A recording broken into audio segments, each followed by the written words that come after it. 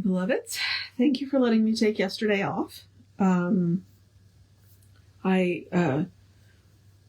got to walk a mile in the park, and that was good. And then got my hair cut, which you can't tell because, but you can see it up in here.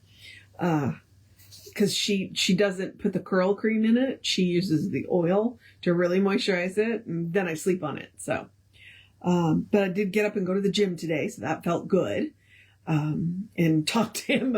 It's like, here's the diagnosis. And so, just so he knows, and he can, I don't know that it'll change the workouts that he's been doing, but are writing for me.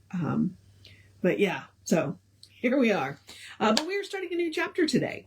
We are starting chapter 6. We are going to do truth and beauty, which is a Greek idea. So that should be interesting, and we'll see what that looks like. But first, let's do the housekeeping, which is simply reminding you that we are Creative Life Spiritual Center, Creative Life Spark, and I am the running Rev Ryan on the social. I decided to start with social medias. We are Creative Life Spiritual Center, Creative Life Spark, and I'm the running Rev Ryan on the social medias that I am on. We don't monetize the social media, so what we ask you to do is go like, subscribe, share, follow, comment.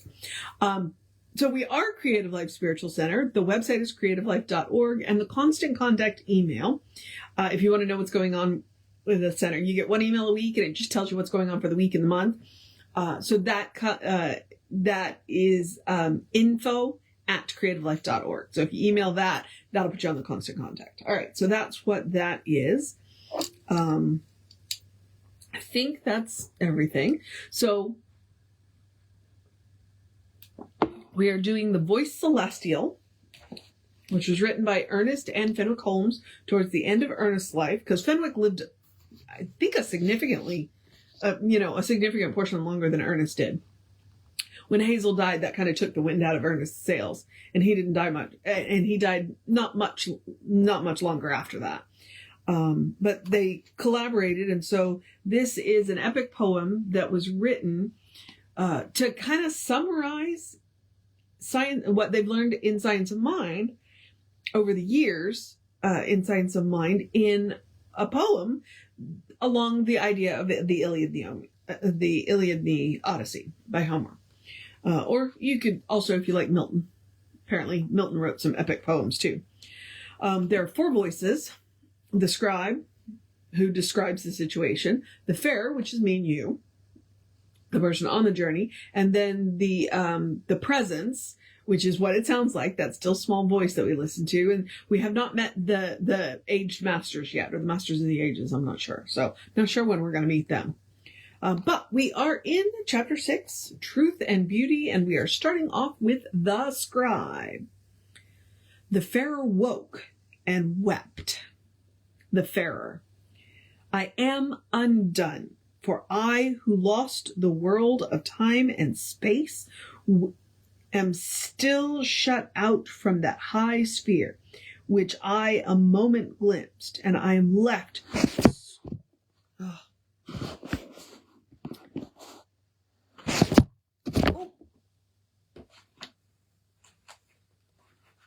Okay. It's just collapsing and falling apart. So let's see. There it is. Okay.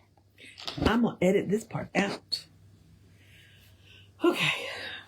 All right. So I'm going to start over. We are going to start with the scribe. The farer woke and wept. The farer: I am undone, for I, who lost the world of time and space, am still shut out from that high sphere, which I a moment glimpsed, and I am left to swing in vacancy between the two, and neither now is real. I am distraught, I, who have died 1,000 times in grief, not only for the dead, but for myself, the living dead, am left to die again, and yet again, and then to die again, and joined in pain with those whose souls and hearts no longer dare to believe, who have forsworn all faith, all final hope of good, because the hope and dreams and the loves and faith of yesterday are shattered one by one. I find no healing for the broken heart, nor have your subtle arguments sufficed to bring me to a fixed and abiding peace. One moment sure, the next is insecure. I awake in the hush of the night to a light that is lighter than light, and I cry in the still of the air, are you there? Are you there? Are you there? Do you hear? Do you hear? Do you hear? But the blackness of the night settles round, and I hear not the ghost of a sound, and I know it is so, that I never, no never, shall know. The Scribe. A passion of despair had seized his mind, and the sounds of fury struck his inner ear, as though erupt in dissonance from hell, until his body, racked with agony of soul, lay still and numb, as if in death. How long he lay he knew not, but at last became aware of time and place, and then he heard the voice. The Presence. Be still and give thyself to silence and to inner listening. Surrender grief. No door can be unlocked by self-inflicted pain, nor bleak despair. The Scribe. So spoke the voice, and then the Pharaoh knew the Presence had returned. In unbelief he lay, nor glad nor sad, but wondering. The Pharaoh. I hear thy voice again, but I am numb with grief because I cannot understand. At times the muddied waters of my mind are cleared so that I seem to comprehend, but straightway I am lost in doubt again. The Presence. Give time. The fruit must ripen on the tree, so it is with man's struggle towards the truth. Impatience will not speed the harvest home. The Pharaoh. I draw, my friend, some comfort from your word, and all but understand what once I heard. The Presence. The singing springs of beauty and of truth shall rise from depths within and overflow, and you shall pass through the gates of beauty to find that soul and form are one. I will be guide if you will follow me. The Pharaoh. With all my heart I will attempt. What would that my mind were equal to my heart. The Presence. Know this. There is a wisdom absolute from which a knowledge of the truth may be derived, which opens to the heart by faith, to mind by both divine and human reasoning.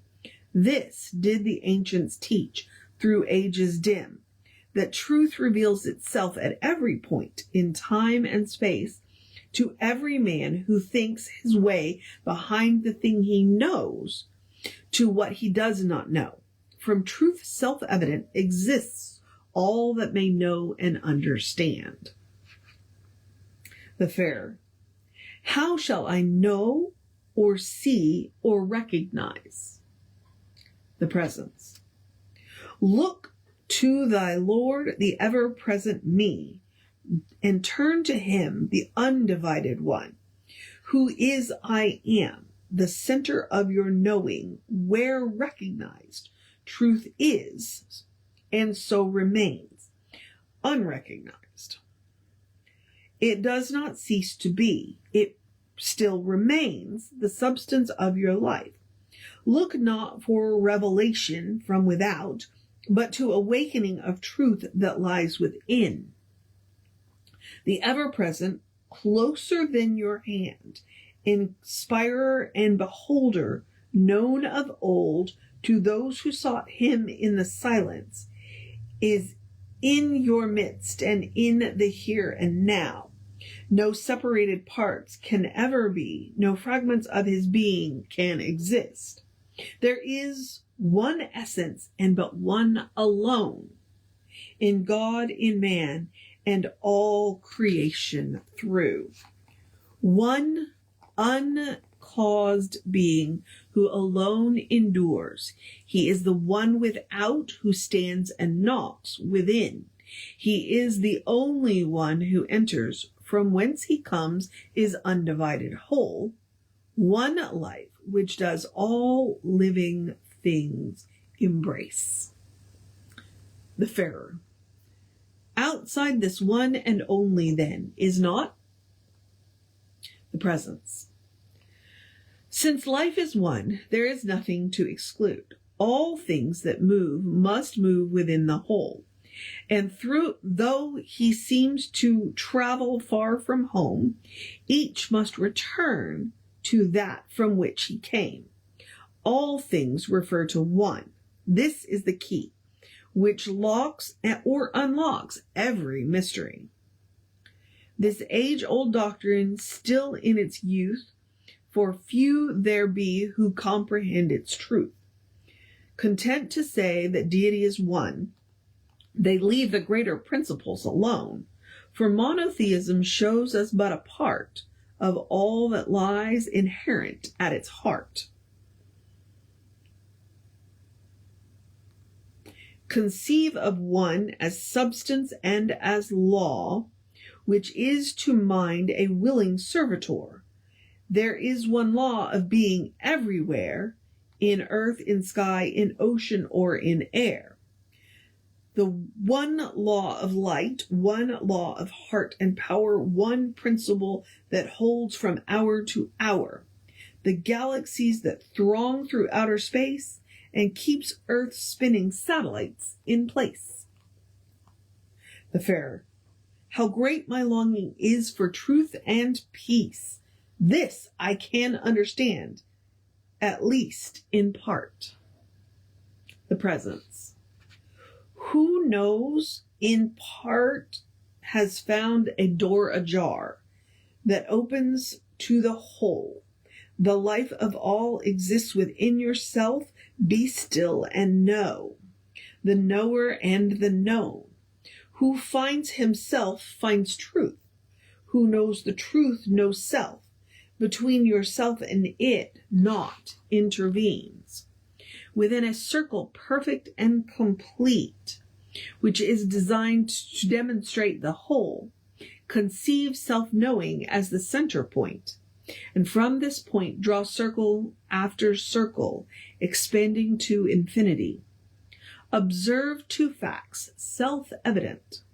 Infinity will still remain infinity, and each and every seeming part retain in full the nature of the whole throughout all time. Time within the timeless is but movement. Space within the spaceless is but form. Where neither big nor little does exist, not more of one can be than of the other, nor from the one can other separate be. Self-existent being is what you are, in all but outward form, deathless and changeless. The Farer.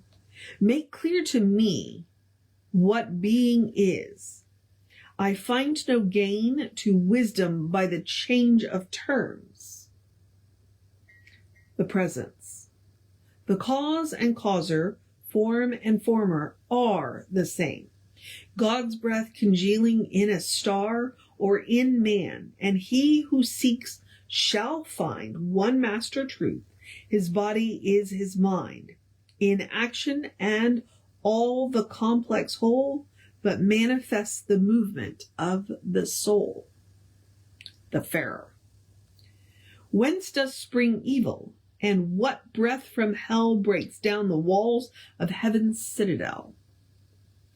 The Presence. Evil is a word by ignorance designed to show some other cause than cosmic mind. Some devil lurking in horrific caves, or masked as good, so charm men into slaves. Yet abstract evil, a thing that lives apart, cannot exist. But when the mind and heart shall violate the law of one alone, in pain or loss, man reaps what he has sown. The vineyard grows in rich volcanic soil down in the valleys of the sons of toil. But if the warnings of ages past be overcome by greed, and, at the last, the vineyardist encroaches on the height, the hour will come as thieves come in the night, when from the hot volcanic mouth is hurled horrific forces shattering the world. Here are no dragon's teeth nor flaming jaws, but the result of violating law.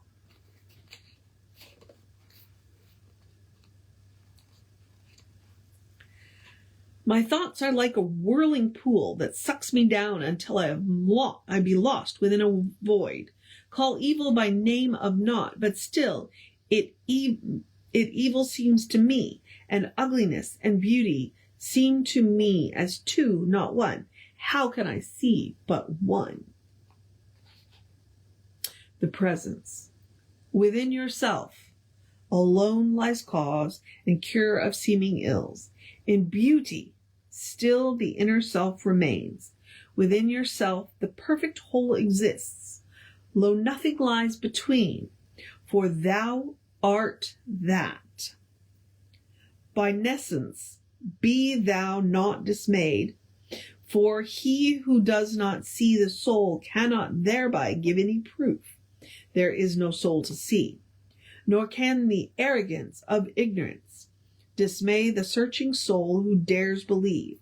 He has the gift to see behind the veil. For if you will take a circle perfect drawn, and with unnumbered radii bisect, from center to the rim, the surface shows a group of segments, separate as parts. Yet this is but illusion of the sense, for each and all will still remain the same, and each the total power of all proclaim. And beauty lurks beneath, within it all, since beauty is to see the whole behind the parts and merge them into one, each held by each in one all pure embrace. And I'm going to stop there because I just need to take a break. It's kind of hard to stop in the middle. It's like, I just want to keep reading. But we're going to take a break. Oh. Like, he's dealing with truth and beauty, but he's also dealing with the idea of evil. Oh my goodness. I don't even know. Okay. That's where we're going to end it. I don't even have there's nothing I can say. I don't know where we're going yet. I guess I'll have to get a little further into this chapter to see truth and beauty. All right. So I'm going to encourage you to have a great day, wondrous day, fantastic day, magical day, an enchanted day, a wonder-filled day, an awesome day, an amazing day. Enjoy the beautiful weather day, and enjoy spring day. Do what you got to do day. Take a break day. Go be with your community day.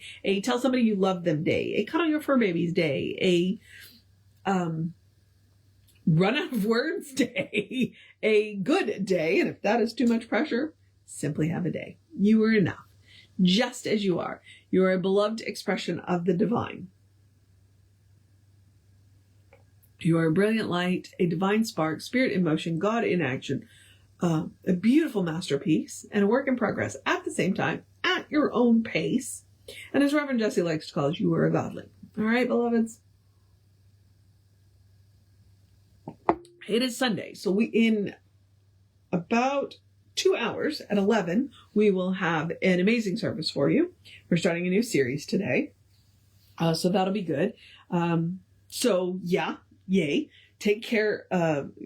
So come check that out. It is community hour, so today's a good day to come hang out with us because there's snacks. Yay. And then Reverend David should be on around 5 p.m. with you. I'll be back with you around 9:15 tomorrow.